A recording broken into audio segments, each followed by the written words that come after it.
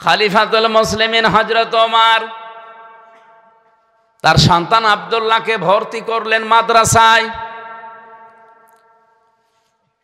ওই সময় হযরতে আলী ছিলেন প্রধান বিচারপতি, তার সন্তান হোসাইন ওই একই মাদ্রাসায় ভর্তি হয়েছে। বারবার কলম ফেলে দিচ্ছে, আব্দুল্লাহকে বলে কলম তুলে দাও। তিনি একবার, দুইবার, তিনবার তুলে দিলেন। প্রেসিডেন্টের ছেলে স্বাভাবিকভাবে রাগ হয়ে গেছে, ডাক দিয়ে বলে, হোসাইন, ইচ্ছা করে কলম ফেলে দাও, আমারে তুলতে বলো, আমি কি তোমার চাকর, খাদেম?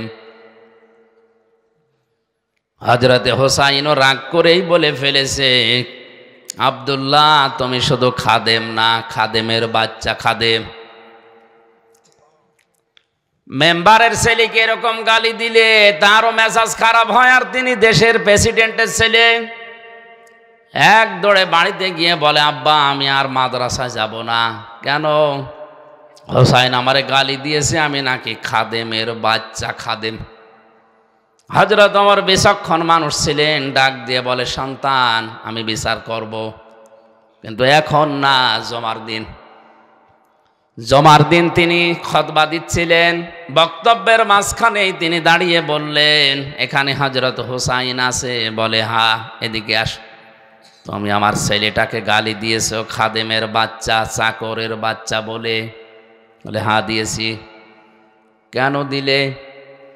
হযরতে হোসাইন বলে, ওমর, হাতে মুখে হাত দিয়ে বলেন তো, আপনি কি আমার নানার খাদেম ছিলেন না? হযরত ওমরের কথা বন্ধ হয়ে গেছে, চোখ দিয়ে টপ টপ করে পানি পড়ছে। সাহাবীদের বললেন, নবীর সাহাবীরা, বিচার হয়ে গেছে। ছোট মানুষ তো, আব্দুল্লাহ বসে না, বলে, বাবা, তুমি তো এখনো বিচার আরম্ভই করনি, হোসাইনকে মারবে না? হযরতে ওমর বলে, বাবা, যে বিচার করেছি এটা আমার অনেক কাজে লাগবে। হোসাইন, তুমি যেটা বললে এটা কি লিখে দিতে পারবে? হ্যাঁ। খেজুর পাতা আর একটা পৃষ্ঠা, খেজুর পাতার একটা পাতা নিয়ে এসেছে খেজুর গাছের, ওখানে লিখে দিয়েছে, ওমর আমার নানার খাদেম ছিল, এটা আমি দেখেছি, সই করে দিলাম, ইসি হোসাইন ইবনে আলী, যান। হযরত ওমর কাগজটা হাতে নিয়ে মুখে জমা দিলেন। ছেলেকে ডাক দিয়ে বললেন, বাবা, মারা যাওয়ার পরে এই কাগজটা আমার কাফনের ভেতরে দিয়ে দিও। কিয়ামতের ময়দানে যদি আল্লাহ আমাকে প্রশ্ন করে আর জীবনের যদি কিছুই কবুল না হয়, অন্তত এই কাগজটা তুলে দেখাতে পারবো, মাবুদ, তোমার নবীর নাতি লিখে দিয়েছে আমি নবীর খাদেম ছিলাম।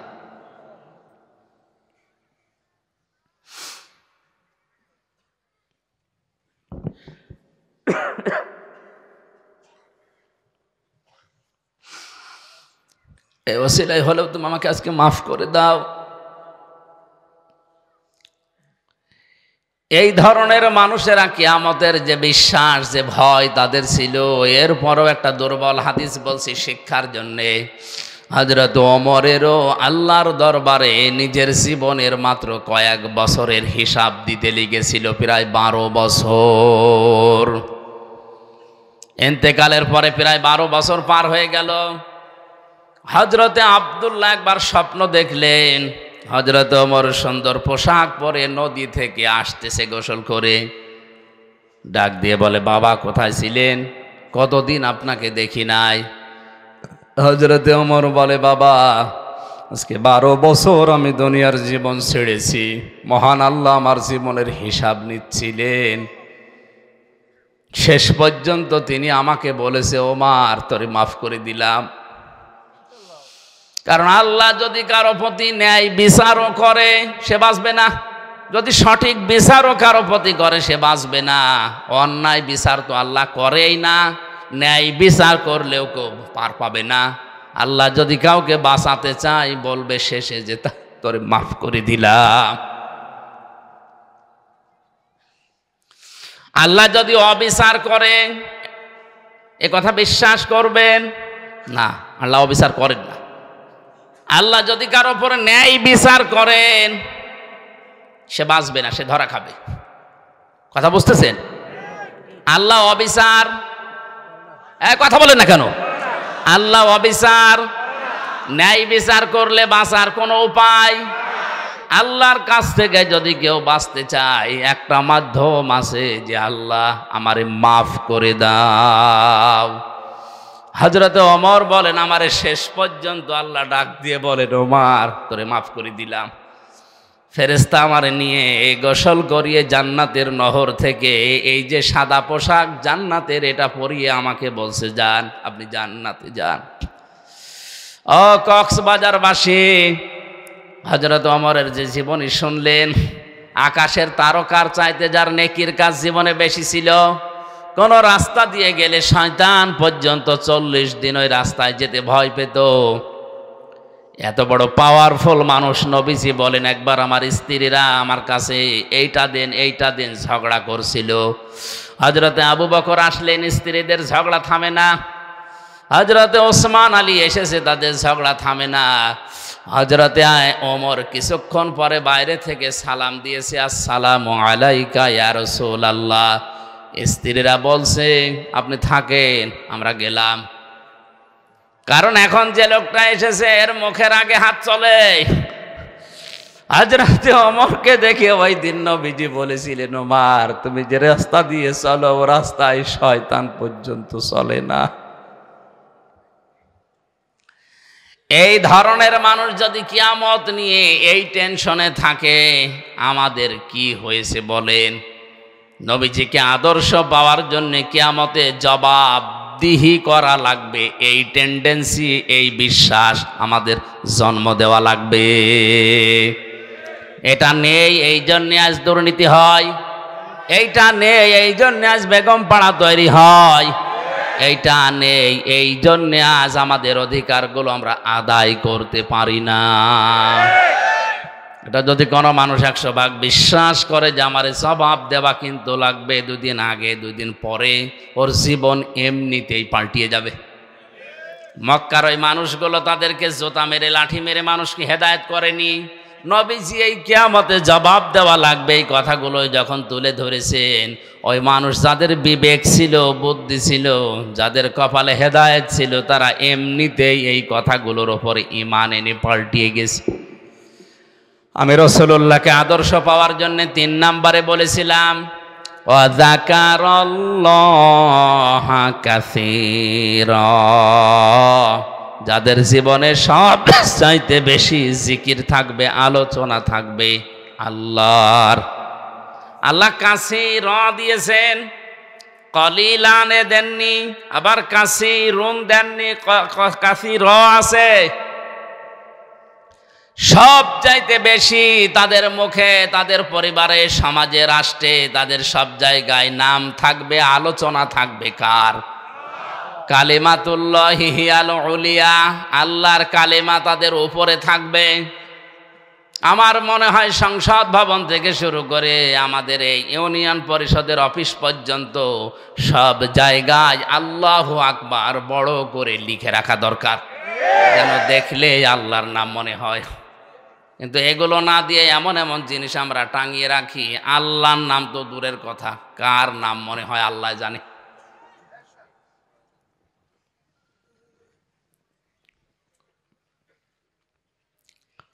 আল্লাহ রাব্বুল আলামিন বলেন, রাসূলুল্লাহকে যারা আদর্শ হিসাবে এই 3টা গুণ অর্জন করে পাবে, বিশ্ব নবী মুহাম্মদুর রাসূলুল্লাহ রাসূলুল্লাহ হওয়ার পর থেকে আতঙ্কে ছিলেন। কিসে ছিলেন বলেন বলেন? 1 থেকে 40 বছর তার সমস্যা হয়নি। 40 থেকে 63, 23 বছরে 82 বার তাকে ডাইরেক্ট হত্যা করার জন্য ইহুদিরা চেষ্টা চালিয়েছে।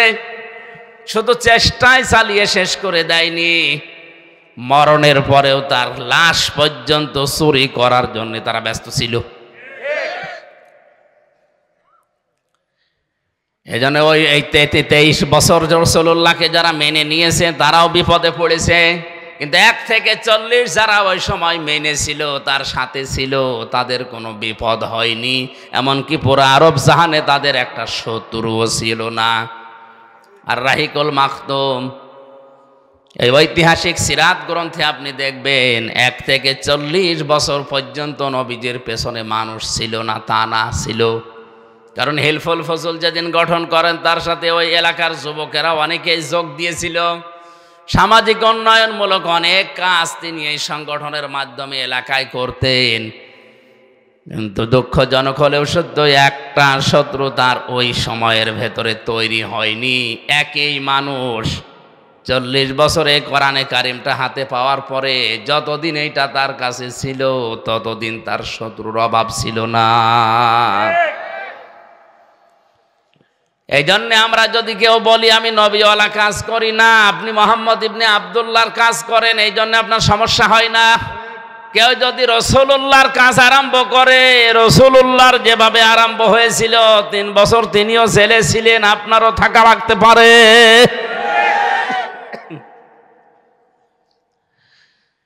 আমাদের উচিত হবে যে আয়াতটা আপনারা লিখে দিয়েছেন, এটা আমাদের বাস্তব জীবনে যদি আমরা সেট করতে চাই, ওই 3টা শর্ত আমাদের মানা লাগবে। এ শর্তগুলো আমার না আল্লাহর? আরো জোরে বলেন কার? আল্লাহ আমাদের মেনে নেওয়ার তৌফিক দিন, জোরে বলেন আমিন। আমার আলোচনার বিষয় বলেছিলেন কোন পাপে কোন গজব। জবান খুলে কোরআনের এই সোনালী আয়াত সূরা রুম 41 নম্বর আয়াতটা পড়েছি, পড়েন। আউযু বিল্লাহি মিনাশ শাইতানির রাজিম। বিসমিল্লাহির রহমানির রহিম।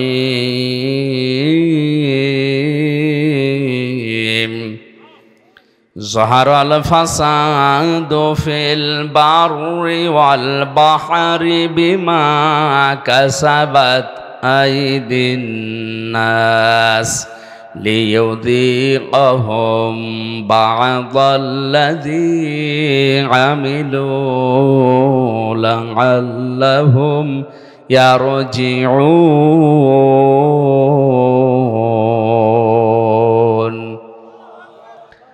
আল্লাহ রাব্বুল আলামিন বলেন, জলে স্থলে যে বিপর্যয়, যে অশান্তিগুলো, যে গজবগুলো দেখতে পাও, এগুলো আমি একটাও দিতে চাই না। এগুলো সব তোমাদের হাতের পাপ কামাই করা ফসল। আমি কেন এগুলো দেই মাঝে মাঝে জানো? অতিবৃষ্টি অনাবৃষ্টি মাঝে মাঝে এ জমিনকে ঝাঁকুনি দেয়, আমরা যেটা ভূমিকম্প বলে শুনি। এগুলো কেন করি? লিইউযিকাহুম বা'দাল্লাযী আমিলু। তোমরা যে আমল করেছো, কাজ করেছো, আমল আবার 2 প্রকার। আমল কয় প্রকার? একটা বদ আমল, একটা নেক আমল। এই বদ আমল যারা দুনিয়ায় করে তাদেরকে আমি আল্লাহ একটু থামাতে চাই, এই আযাবগুলো দিয়ে তাদেরকে আমি আল্লাহ একটু বাধা দিতে চাই, দেখি তারা ফিরে আসে কিনা। লাআল্লাহুম ইয়ারজিউন। আমি চাই যে তারা ফিরে আসুক। কপাল পোড়া মানুষ আমরা, মাঝে মাঝে এগুলো আমাদের সামনে আসতেছে, এগুলো দেখার পরও আমরা ফিরে আসা দূরের কথা, আমাদের বিদ্যি আরো বাড়ে। সরার ভেতরে আল্লাহ জানিয়েছেন, এটা 29 নম্বর আয়াতে আছে, ওমা সাবাকুম মিন মুসিবাতিন ফাবিমা কাসাবাত আইদিকুম ওয়া ইয়াফু আন কাসীর। তোমরা যত অন্যায় করো, পাপ করো, সব পাপের শাস্তি যদি আমি আল্লাহ দেই, শ্বাস ফেলার সময় তোমরা পেতে না। আমি আল্লাহ অধিকাংশগুলোই মাফ করে দেই, কিছু পাপের শাস্তি দুনিয়ায় পাঠাই যেন তোমরা আমি আল্লাহর দিকে ফিরে আসতে পারো। বাংলার মুসলমানেরা আজকে আমি কয়েকটা পয়েন্টের উপরে সাজিয়েছি। আমি দেখতে চাই এই পাপগুলো যদি বাংলাদেশে হয়, ওগুলোর জন্য আপনি যতই দোয়া দরুদ পড়েন, তাবিজ কবজ গলায় দিন, থামাতে পারবেন না আল্লাহর শাস্তি ওটা ছেড়ে দেওয়া। কোরআনে কারিমে সূরা আনকাবুত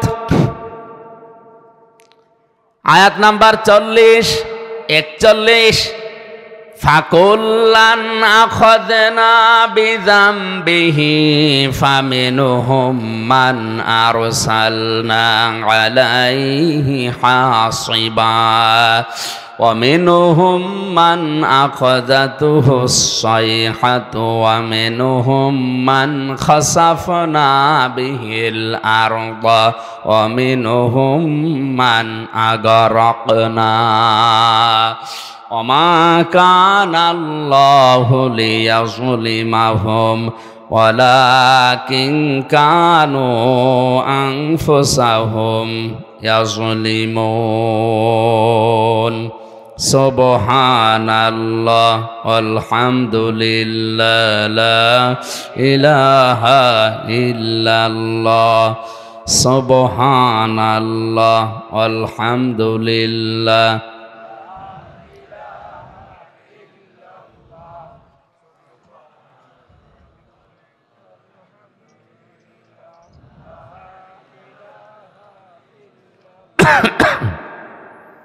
কি হলো জিকির জোরে করেন সুবহানাল্লাহ আলহামদুলিল্লাহ লা ইলাহা ইল্লাল্লাহ লা ইলাহা ইল্লাল্লাহ মুহাম্মাদুর রাসূলুল্লাহ। আয়াত বুঝতে কষ্ট হচ্ছে? আল্লাহ রাব্বুল আলামিন বলেন, যুগে যুগে বহু মানুষকে আমি তাদের পাপের জন্য পাকড়াও করেছিলাম। কাউকে আমি ঝঞ্ঝা নামক বৃষ্টি দিয়ে, পাথরের বৃষ্টি দিয়ে, কাউকে ডুবিয়ে, কাউকে পানি দিয়ে, জলোচ্ছ্বাস দিয়ে দুনিয়া থেকে আমি তাদেরকে বিদায় করে দিয়েছি। কাউকে জমিনের ভেতরে গেড়ে দিয়েছি। আমি কারো ওপরে আল্লাহ জুলুম করি না, মানুষ নিজেরাই নিজেদের ওপরে জুলুম করে। কথা বলেন ঠিক কিনা? আমি প্রথম বলেছিলাম আল্লাহর বিচার ব্যবস্থা 3 প্রকার। 1 নম্বরে আল্লাহ জুলুম, এ কথা বলে না কেন? 2 নম্বরে আল্লাহ ন্যায় বিচার করলে কেউ বাঁচবে। 3 নম্বরে কেউ বাঁচতে চাইলে আল্লাহর রহমত।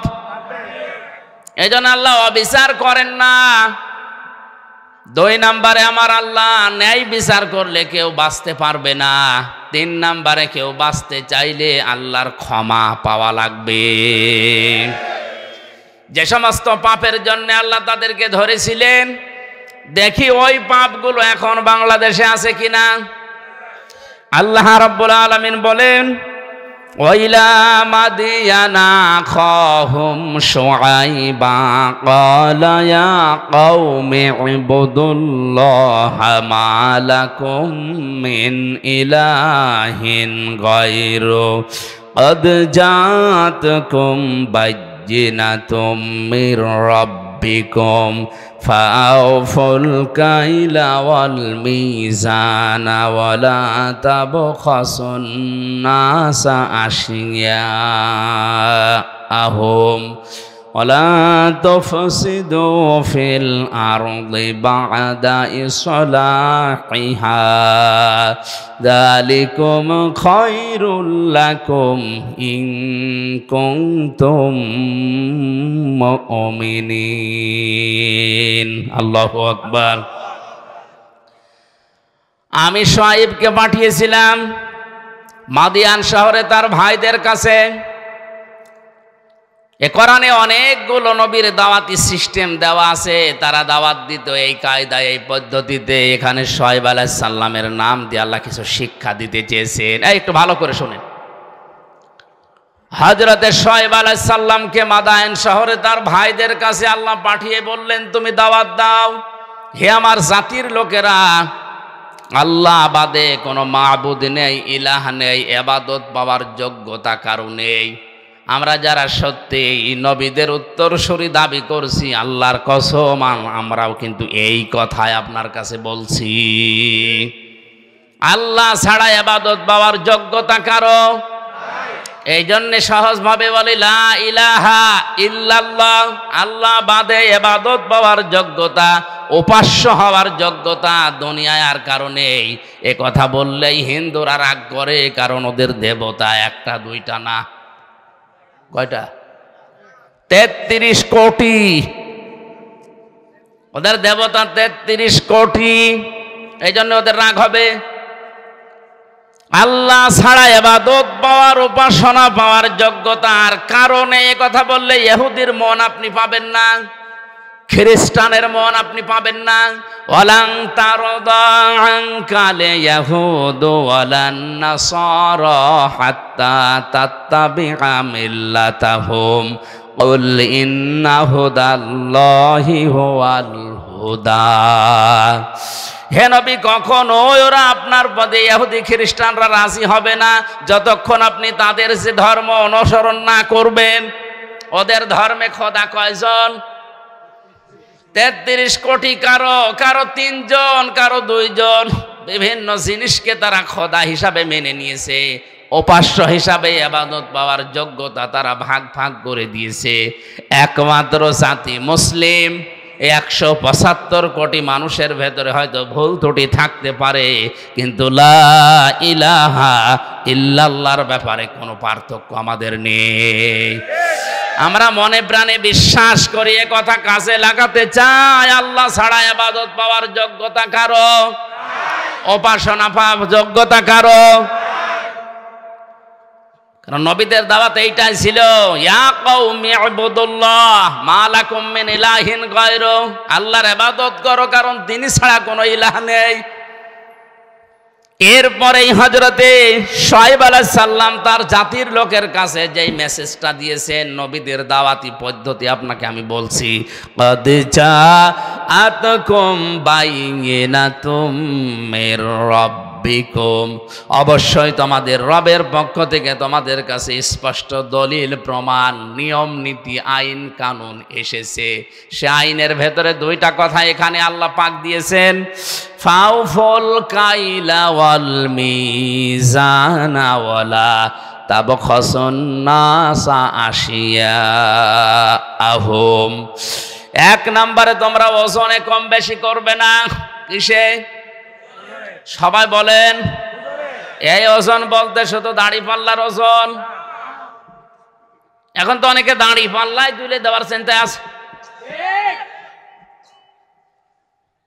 হাইকোর্টের সামনে বিশাল একটা দাড়ি পাল্লা টাঙানো আছে, 2 দিকের মাপই সমান। এটা দ্বারা দেশের জনগণকে বোঝানো হচ্ছে যে ন্যায় বিচার ছাড়া এখানে কিছু চলে না। দাড়িপাল্লা মানে কি? মানদণ্ড। দাড়িপাল্লা মানে ন্যায় বিচারের মানদণ্ড। ওইটা যে এদিকেও যেমন এইদিকেও যেমন, কোনো দিকে একেবারে কম বেশি নেই, সমান সমান। আচ্ছা, তো বিচার ব্যবস্থার দিকে তাকালে আজ যেটা দেখতে পাচ্ছি আমরা, ন্যায় বিচারের তুলনায় অবিচারই বেশি হচ্ছে। হযরতে শুআয়ব ডাক দিয়ে বলেছিলেন, আমার জাতির লোকেরা তোমরা এই পাপটা ছেড়ে দাও, ওজনে কম বেশি করবা না। কারণ এই পৃথিবীতে আল্লাহ যত মানুষকে লানত দিয়েছেন, বরদোয়া দিয়েছেন, তার 1 নম্বরে তারা। ওয়াইলুল লিল মুতাফফিফিনা আল্লাযীনা ইযা তালু আলান নাসি ইস্তাওফুন ওয়া ইযা কালুহুম আও ওয়াসানুহুম ইখসিরুন।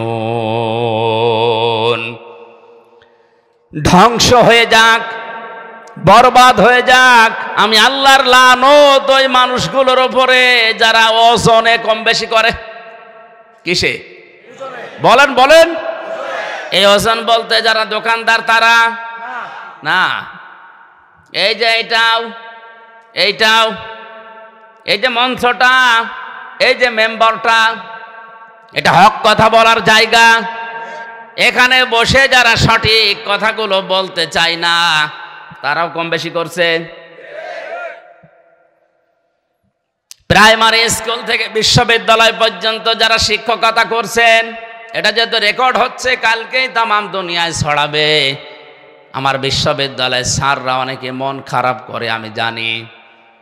আল্লাহর কসম, শিক্ষক যারা আমার মাথার তাজ, আপনাদেরকে আমি ভালোবাসি। আমি কোরআন আপনাদের কাছেই পড়েছি, যতটুকু আমি বুঝেছি। আপনারা ওইভাবে বোঝেন না কেন?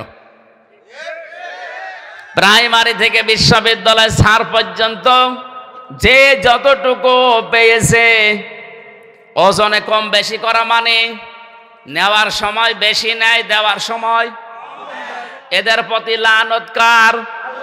এই কথা বলা লাগবে, লানত কার? বিশ্ববিদ্যালয়ে স্যার হওয়ার জন্য কত জ্ঞান লাগে এটা আমি নিজে অনার্স মাস্টার্স করতে গিয়ে দেখেছি। একজন ডক্টর 45 থেকে 50 মিনিটের একটা ক্লাস নেয়, কমপক্ষে 40-50টা বইয়ের রেফারেন্স তার দেওয়া লাগে, কারণ সামনে যারা বসে আছে ওরা গরু ছাগল না, সব মেধাবী। বিশ্ববিদ্যালয়ে গরু ছাগল চান্স পায়? বাংলাদেশের মেধা যাদের বেশি তারাই ওখানে যায়, আর তাদের সামনে বসে 40-45 মিনিট আপনি বক্তব্য দেবেন। সলিমদ্দি কলিমদ্দির মতো না, কোনো কনসার্ট না, এক টান দিয়ে দিলাম একটা দুলিয়ে দিলাম হয়ে গেল না। অন্তত বিশ্ববিদ্যালয়ে যারা ক্লাসের মতো ক্লাস নেয় তাদের 40-50টা বইয়ের রেফারেন্স দেওয়া লাগে।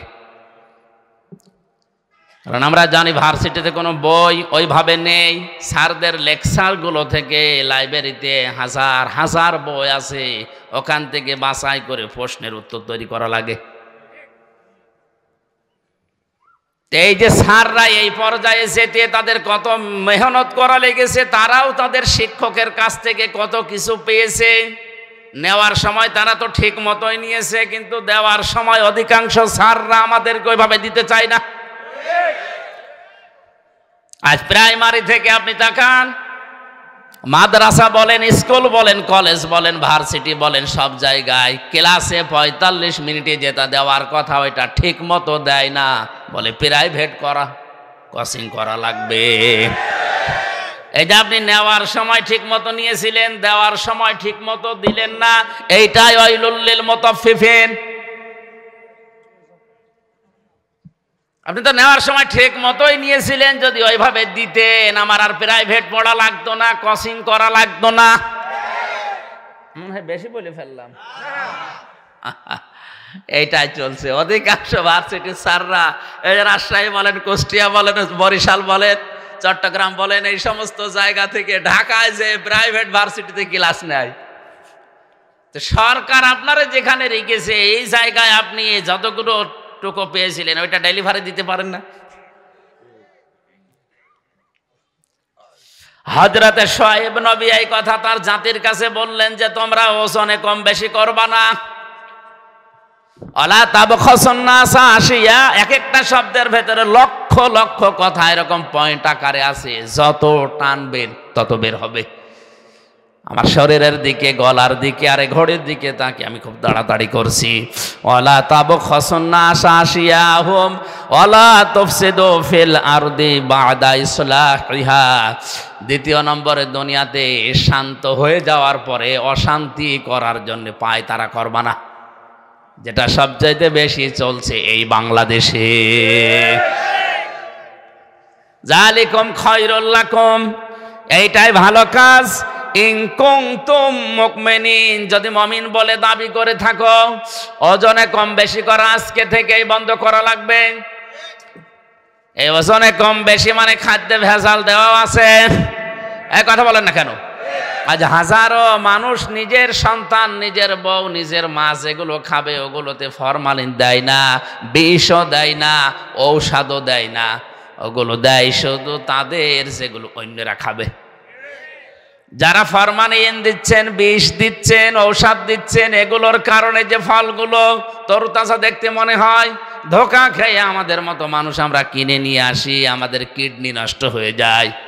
এক কথা বলেন, এগুলো যারা করছেন ওই ব্যবসায়ীরা, আপনার দ্বারা আমার কিডনি, আমার হার্ট, আমার মস্তিষ্ক নষ্ট হয়ে যাচ্ছে, আপনি মানুষ হত্যা করার গুনাহ কামাই করছেন।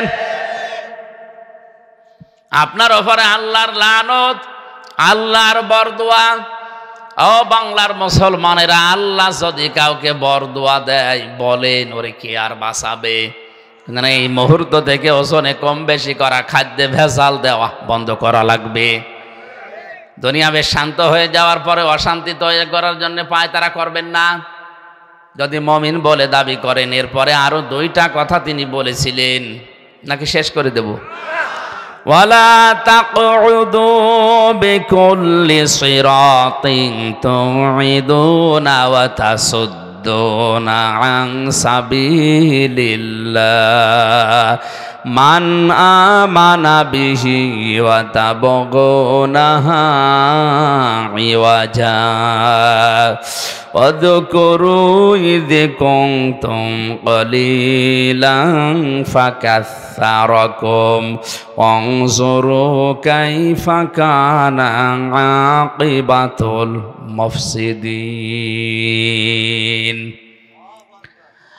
আরেকটু খেয়াল করেন, আল্লাহ তাআলা বলেন তাদের আরেকটা অপরাধ ছিল, ওয়ালা তাকউদু সিরাত তাকউদু বিকুল্লি সিরাতিন তুইদুনা। ওরা মানুষকে ধরার জন্য বিভিন্ন রাস্তায় বসে থাকতো ওত পেতে। আজ বাংলাদেশে এই গণাটাই 15 বছরে সবচাইতে বেশি বেড়েছে। ওত পেতে থাকে, কখন কারে ধরিয়ে দেওয়া যায়। এ জেলায় মনে হয় এখনো শুরু হয়নি। হয়তো একটু পাড়াপতি হিসাবে রাগারাগি হয়েছে, ঝগড়া হয়েছে, রাজনৈতিক একটা সিল লাগিয়ে তারা গোপনে ধরিয়ে দেওয়ার জন্যে থানায় উনি আগে 10,000 টাকা দিয়ে এসেছে যে অমুককে ধরে নিয়ে আসো। উনি ধরে নিয়ে যায়, নিজে আবার ছাড়ায়। মাঝখান থেকে লোকটার প্রায় 50,000 টাকা আল্লাহর ওলি খেয়ে ফেলিস। আমি এটা একটু বেশি বলে ফেললাম।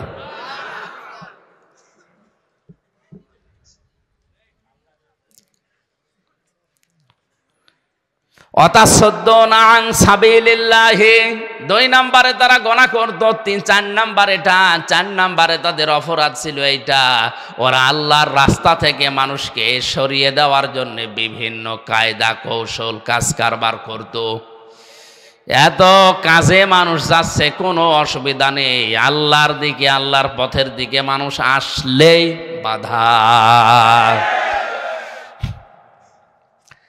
এই গনাগুলোর জন্য আল্লাহ রাব্বুল আলামিন হযরতে শুআয়ব আলাইহিস সালামের জাতির উপরে যে গজব নাযিল করেছিলেন।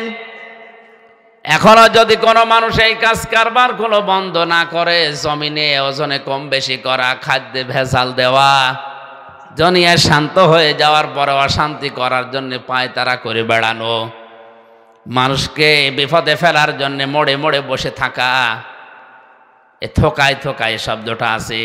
অলা তাকউদু বিকুল্লি সিরাতিন তুইদুনা ওয়া তাসুদ্দুনা আন সাবিলিল্লাহ।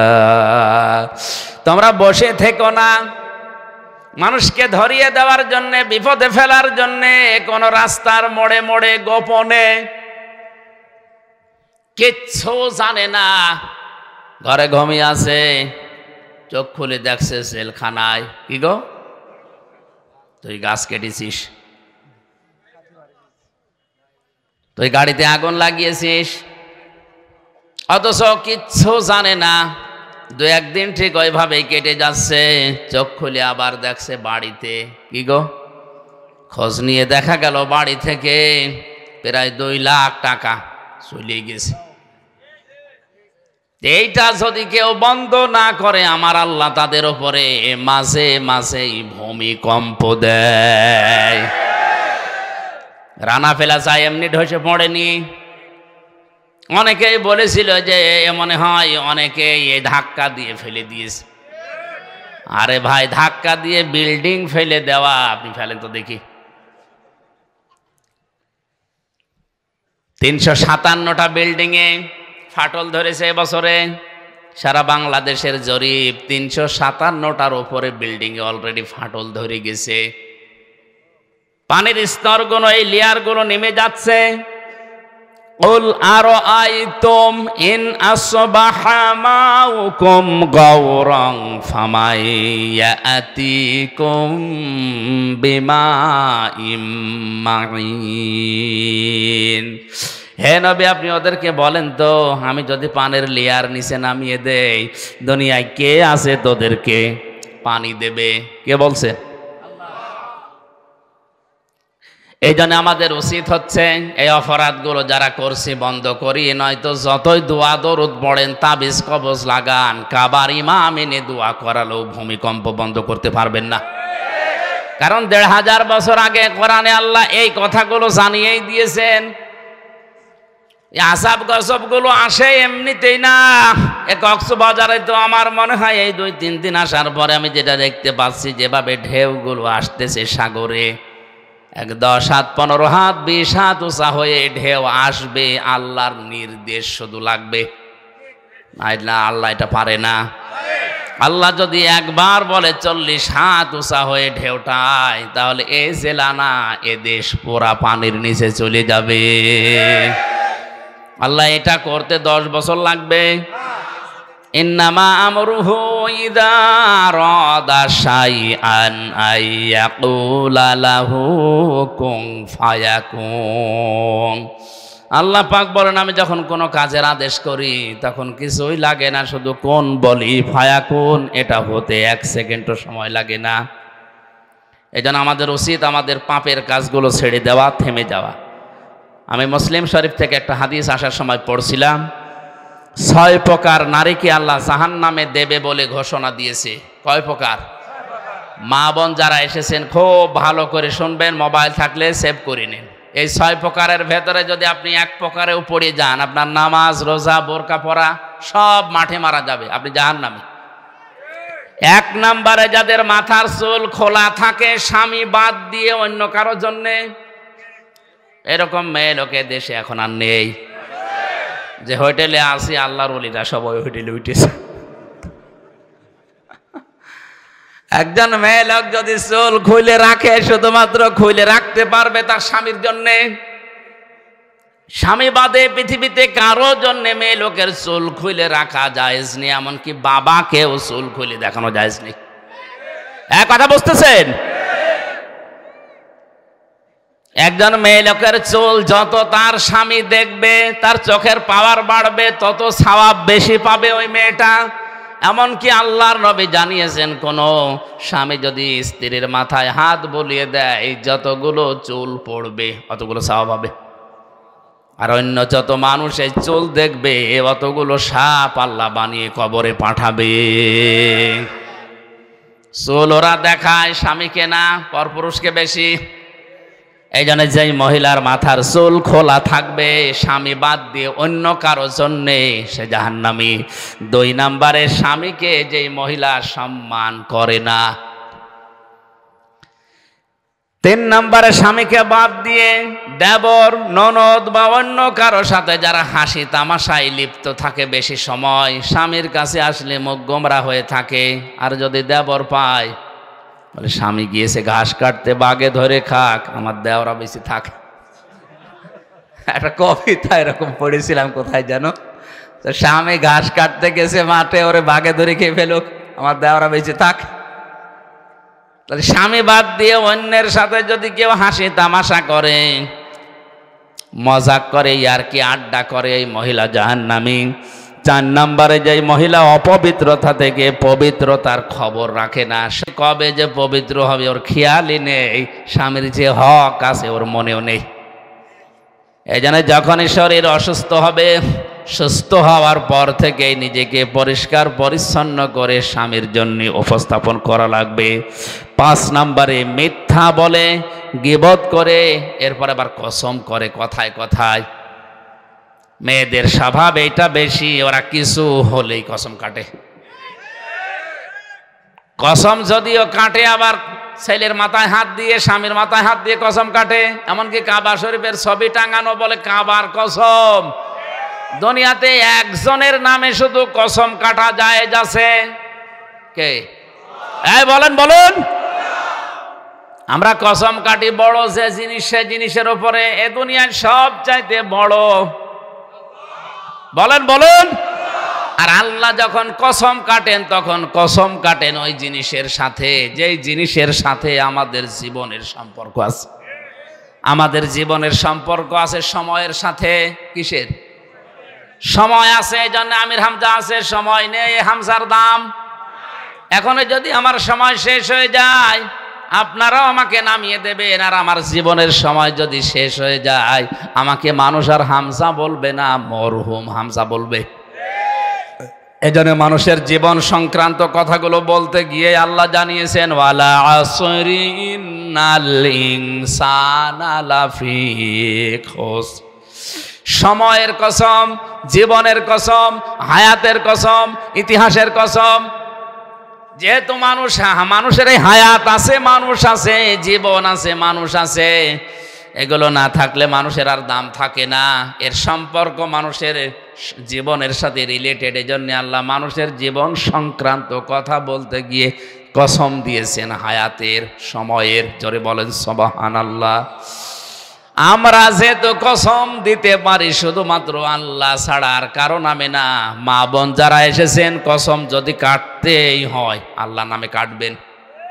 তাছাড়া পৃথিবীর কোনো পীর বাবার নামে, কোরআনের নামে, কাবা শরীফের নামে ছেলের মাথায় মেয়ের মাথায় হাত দিয়ে কসম কাটা জায়েজ নেই। 6 নম্বরে যারা অন্যের সুখ দেখে জ্বলে,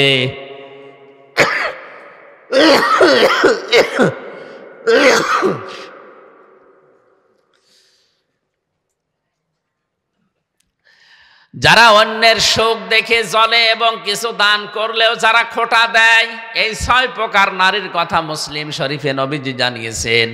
আশা করছি মা বোন যারা এসেছেন, এই 6 প্রকারের কোনো কিছু যদি আপনার ভেতরে থাকে, আপনি এই মুহূর্তে নিজেকে পাল্টাবেন।